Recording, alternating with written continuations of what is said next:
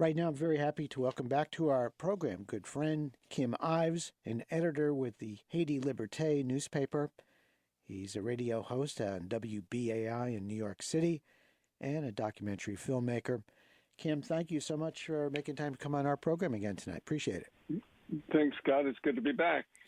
Hey, I've been asking all of our guests, and I wanted to ask you how you, your family, friends, coworkers are all coping with this pandemic health crisis. Everybody's got a different story. Everybody's got different experiences and networks of friends and family that have been affected. How are you making out? Well, we have managed so far. I think I had COVID early on back in March when I was coming back from Haiti and the Dominican Republic, and I think I contracted it on the flight back when a steward sneezed not too far from my face. But Wow. In any case, it wasn't too bad for me, just a couple of days of fever and cough. And if I did have it, I was at the point where testing was unavailable practically, and we'll never know for sure, but it sure was all the classic symptoms. But otherwise, here in the Haitian community in New York, we've lost several doctors who apparently were unaware of the virus's danger, and they bit the dust. And in Haiti, the pandemic has not had quite the same impact as in the neighboring Dominican Republic, which of course has many more tourists and so forth. But some people attribute it to the fact that the Haitian population is about 50% under the age of 25, and others to traditional remedies like rum and grapefruit and lemon. But in any case, the pandemic here in New York, where I've been mostly based for the last year, unusually, because usually I am traveling down that way several times. But I've been pretty much grounded by the circumstances. And here in New York, the community, many of whom work as frontline health workers in some of the hospitals like Kings County, Downstate, and a few others here in Brooklyn and Queens have been hit, but generally the community is being very careful and wearing their masks. No, that's all important information. Thank you for sharing that about the COVID crisis. And one other question on COVID in Haiti. You know, there's a real class divide in terms of the distribution of vaccines to countries around the world, and Haiti being one of the poorest nations in this hemisphere. How are they set in terms of receiving vaccines? We'll be talking about the politics of the moment, but of course, this is really important as well. Yeah, well, you know, there's a great deal of skepticism in Haiti about the vaccine in general. You know, many people feel suspicious of Western medicine and Western solutions, and feel that they, with their herbs, they have what you call a DFF, leaf doctors, who claim to be more effective and powerful in solving some of these things. But many of the clinics in Haiti were empty of patients, of the COVID clinics that were set up afterwards, and some attribute that to that skepticism. So with the vaccine right now, Haiti does not have vaccines, at least that I'm aware of or that I've read about, available anyway. So we'll wait and see if they do arrive. We know that on the neighboring island of Cuba, they are about to roll out a vaccine, and of course the Chinese and Russians are making theirs available to other countries in the world. So Haiti, it looks like it'll probably be pretty far down the list of the close to 200 nations of the world which are anxiously awaiting the vaccine's arrival. Yeah, disturbing but not surprising. Kim, there have been massive protests across Haiti in response to the incumbent president, Jovenel Moise, refusing to step down on February 7th. And that's attributable to his term ending, but his refusal to step down. Tell us a little bit about the details here in terms of why there have been these protests. Uh, Moise, as I understand it, has been ruling by decree for some time after dissolving parliament or large sections of the parliament, and no elections have been held in recent years. It's a lot to cover, but maybe you could summarize the crisis at the moment there in Haiti. Okay, well, really, I guess the best way to look at this is over the course of the last 35 years. That is, it was February 7th, 35 years ago, that Jean-Claude Duvalier fled Haiti on a U.S.-supplied C-130 with his sports cars and his wife's mink coats to golden exile in France. And that was really considered the beginning of the modern Haitian democratic era. And ever since, inaugurations of the president are supposed to take place on February 7th. Well, there was a lot of struggle for 5 years after Jean-Claude left, and it wasn't until February 7th, 1991, that President Jean-Bertrand Aristide was sworn in. He was, as most of your listeners I'm sure know, a liberation theologian, priest, and anti-imperialist, and not Washington's pick. They had been backing a World Bank economist, and so they were very vexed, and this was the first big malfunction of U.S. electioneering, and really the first we could say political revolution in the pink wave that swept over Latin America in the next 20 years with Hugo Chavez and Evo Morales and Rafael Correa and others. So during the next 20 years, from 91 to 2011, there were essentially four governments, Jean-Bertrand Aristide, his close associate, René Préval, then Jean-Bertrand Aristide and René Préval. Under the Constitution, a president can't serve consecutive terms, but he can serve two. So this was kind of the Lavalas period, and there were many advances made in terms of literacy, in terms of schools, in terms of recognizing, for instance, neighboring Cuba, who brought doctors over and trained doctors. And so it was very fraught, however, because there were, during that same 20 years, two coups and two military occupations by first U.S., French, and Canadian troops, and then UN troops. So it was, despite these coups and occupations, that there were advances made by the Haitian people. However, the terrible 7.0 magnitude earthquake of January 12, 2010, offered an opportunity for the U.S. To come in and change that situation. And in the elections of late 2010 and 2011, they intervened forcibly to insert neo-Duvalierist rulers, a new neo-Duvalierist party called the Haitian Bald-Headed Party, PHTK, into power in the form of a ribald compas singer named Michel Martelly. And he ruled from 2011 to 2016. He didn't hold elections either. There was a big mess. The people rose up. He had to step down in 2016. But then there was a one-year transitional government, but then he was able to pass the baton to his protege, who is Jovenel Moise, who came in. Now, this is where it gets a little complicated for people to understand. All during this period, these past 10 years, from 2011, when Martelly came in, till today, has been practically one protracted period of demonstrations, people in the streets all the time. But the election of 2015 that Martelly held was so flawed and so problematic that it had to be reheld in 2016. And it was on November 20th, 2016, that Jovenel Moise was once again won what was basically a rigged election by almost all accounts. And less than 20% of the population even took part in it. So it was a boycotted, rigged election.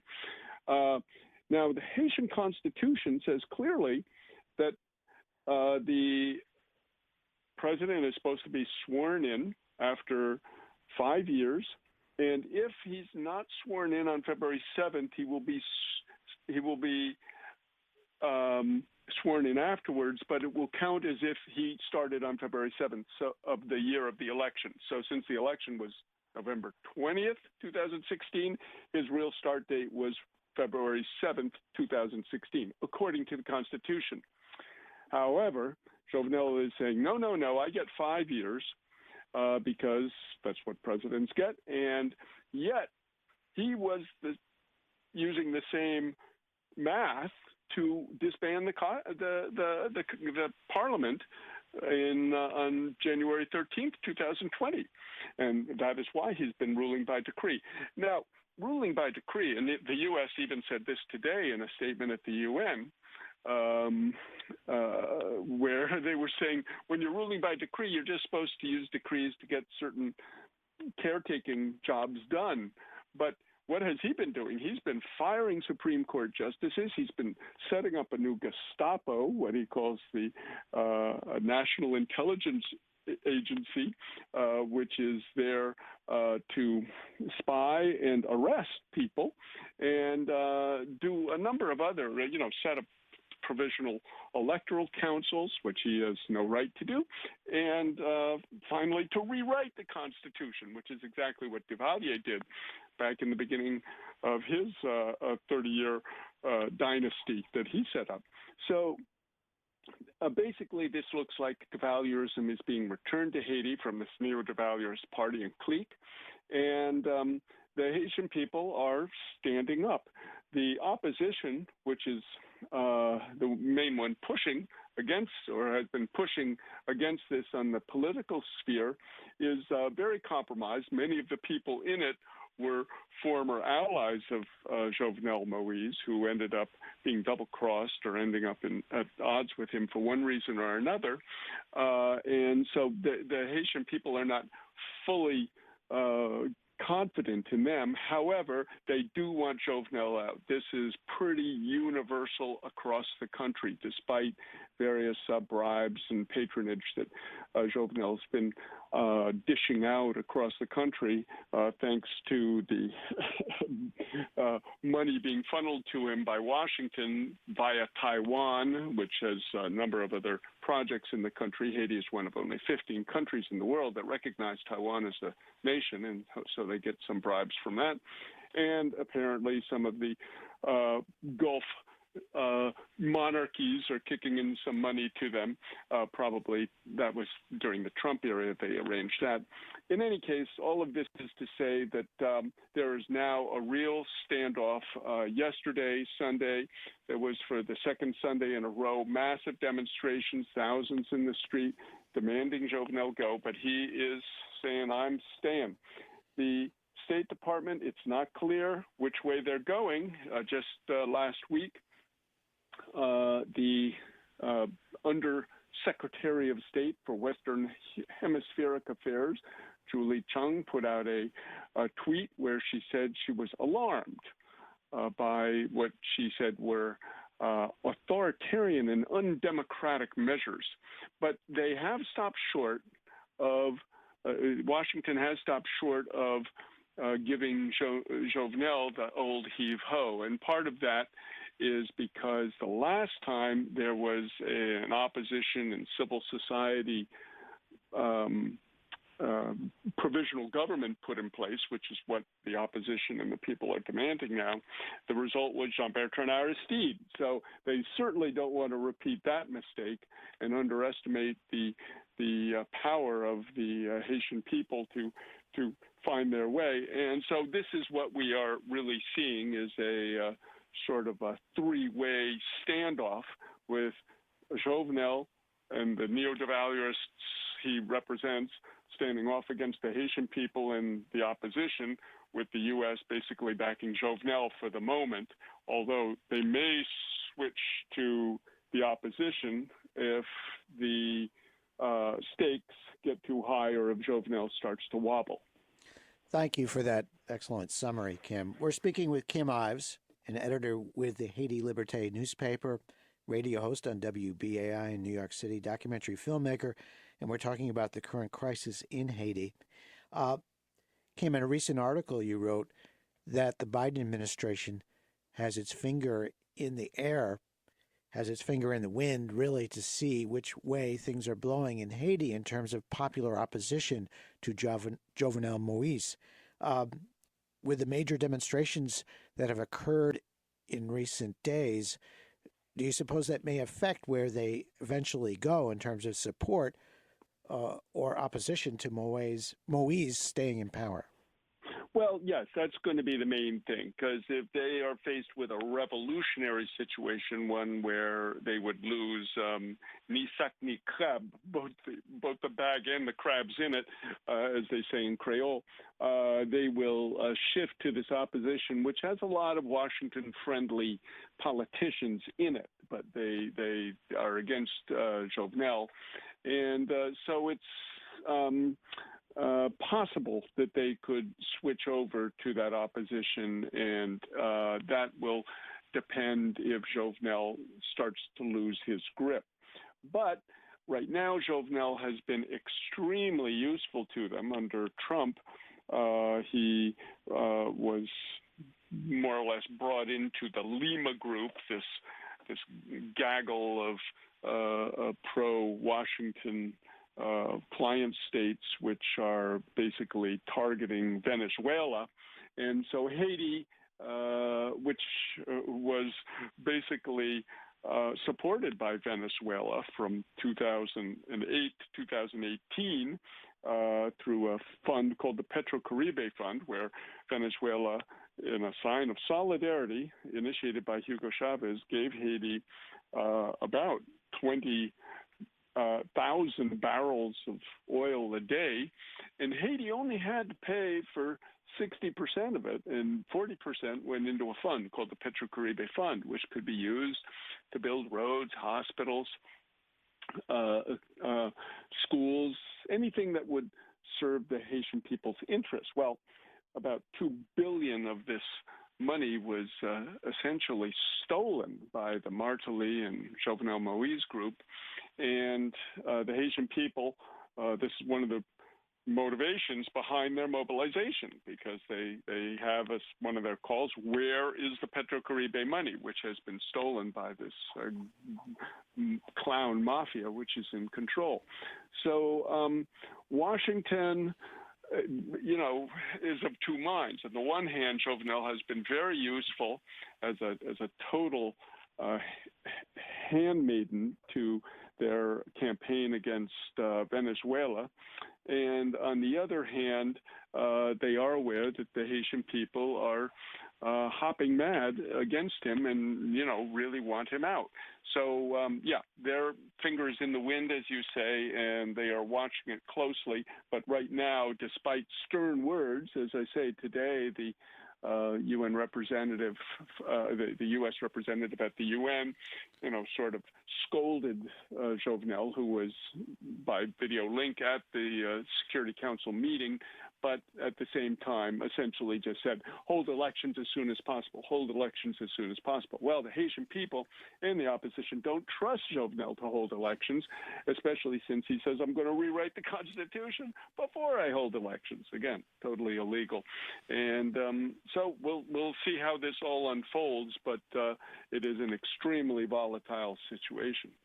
Well, Kim, I wanted to ask you about popular movements in the opposition.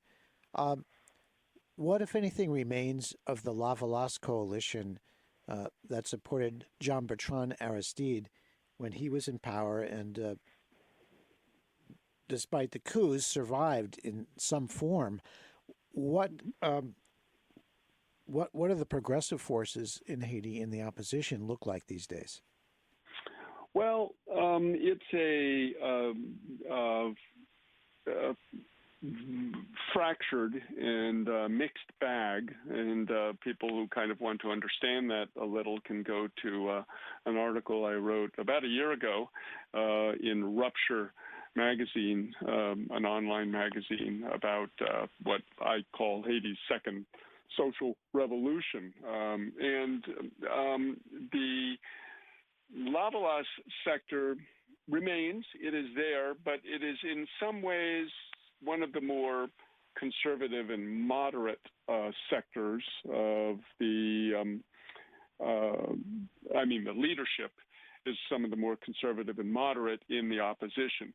It's not always very clear with the Lavalas family party in particular where they stand. They are part of the principal opposition front, a thing called DERPOD, in the form of a guy called Schiller Louis Dor and a few of the sort of second-tier leaders like René Timothée, René Seville, and these others who are part of this opposition front. However, the official leadership of the party is always kind of keeping a distance, arm's length from the main opposition group. And for instance, while the main opposition group is pushing for a Supreme Court head to take over as the provisional president, the Lavalas party is calling for a government of national salvation with an unidentified leader to be appointed. They don't go into specifics how they see that happening. So furthermore, the Lavalas party sort of splintered about 3 or 4 years ago with a charismatic senator named Moïse Jean Charles, who took a good part, maybe half, of the Lavalas party's base with him.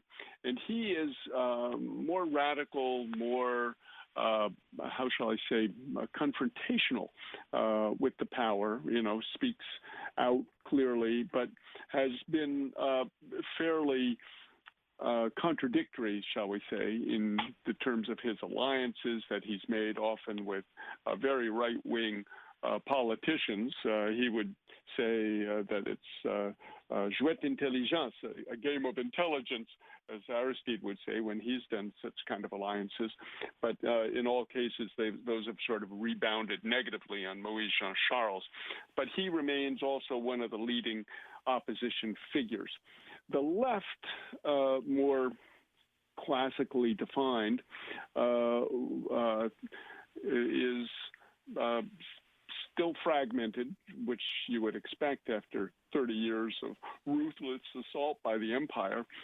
You have one sort of coalition called the MPDP, the Popular Movement for Democracy and Progress, which is kind of, I would call, the professional opposition. That is, they don't seem to really be seeking state power as much as just voicing their dissent and resistance and disapproval of what the government is doing. They rely more on social movements. They tend to have a more sort of Zapatista approach, shall we say, where they want to set up an alternate world. And at the head of that are people like Camille Chalmers and the peasant leader Chaban Jean-Baptiste, etc. And on the other hand, you have a more traditional sort of Leninist left associated and working in the background of like Haiti Liberté, the paper I work for, and its allied groups. So that's more or less the configuration of the left and the opposition to Jovenel right now. There is no standout, clear, undisputed leader. It is still a bit of a free-for-all with alliances which come together, sometimes last for a month or two, then fall apart and then come back together. So it's very much a fluid situation, and one which is constantly in motion. Well, Kim, we only have about a minute or so left, and sorry to do this to you, but maybe you can briefly uh, talk about, if you would, the opposition to the Moise administration, the Moise regime in Haiti in Congress right now. Senator Patrick Leahy, Representative Andrew Levin, that you've written about, are part of that opposition. What, if anything, can Congress do to push the Biden administration to take a more active role in promoting democracy in Haiti? Well, yes, the opposition, I would agree, does have the ear of the congressional Democrats, the progressive ones, Levin, Leahy, a number of others on the Black Caucus. Maxine Waters, of course, has always been very close to Jean-Bertrand Aristide in the Lavalas party. She was flew over to the to Africa to rescue him from the Central African Republic back in 2011, and also has stood by him and traveled with Danny Glover to Haiti and to his foundation last year or 2 years ago now. So this pressure may have some effect on the Biden administration. I mean, Biden doesn't seem to be very much care what the left or dissidents think about things. He's clearly not shown that he's too worried about any of that. But we'll see. But in any case, yeah, these voices and the statements by Leahy, by Levin, Meeks, a few of the others, I think. We'll see if AOC and the Squad and some of the others, Bernie Sanders, come on board. But definitely there is a push, especially at the grassroots, to try to get the congressional Democrats out in support of the Haitian people and the call for Jovenel to respect the Constitution and step down. Well, Kim, thank you as always for very complete and urgently needed history lesson about modern politics in Haiti, as well as the U.S. role there. And we'll look forward to our next conversation. Please leave our listeners with the web address for your newspaper there, Haiti Liberté. Well, it's Haiti Liberté, one word, E on the end, not a Y, .com. You can follow our articles. We come out every Wednesday, the full paper, which can also be subscribe to if you are inclined to read things on the old format. But there is a flipping book of the paper also online, but all the articles are there in HTML form. So please check it out. Thanks, as always, Kim. Be well. Appreciate it. Thanks, Scott. Glad to be on your show from time to time. Thank you, Kim. Take care. Okay. Bye-bye. That's Kim Ives, an editor with the Haiti Liberté newspaper. He's also got a radio show in New York City on WBAI.